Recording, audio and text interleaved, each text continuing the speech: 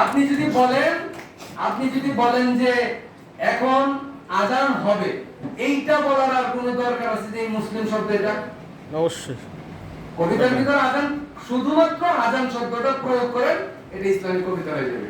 এই রকমের শিল্প সাহিত্য করতে এসে যারা বোকামি করে, এরাই পশ্চাৎপদ।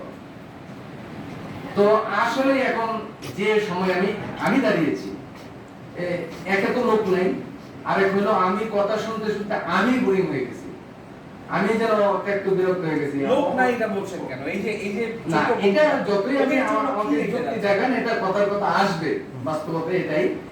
ওদের জন্য তো কিছু বলতে, হ্যাঁ, ওদের জন্য, ওরা বড় হোক, ওদের জন্য দোয়া। আপনারা যারা এতক্ষণ, আর সব শেষে কথা বললে, কথা বলার জন্য বড় কিছু জানতে হয়, পণ্ডিত হতে হয়, জ্ঞানী হতে হয়, মানে বিশদ জানা লাগে। কারণ এর আগে যারা বলে গেছে অনর্গল সব বলে গেছে।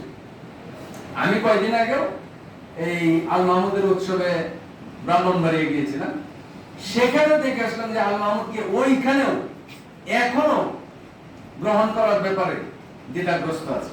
আল মাহমুদের কবরকে ঢাকায় রাখতে চায়নি, ব্রাহ্মণবাড়িয়াও তো যথাযথ সম্মান পায়নি। ফরকটা মনে জং পড়ে গেছে। জং পড়াটা পরের কথা, আল মাহমুদকে কবরস্থ করা হয়েছে গণকবরে।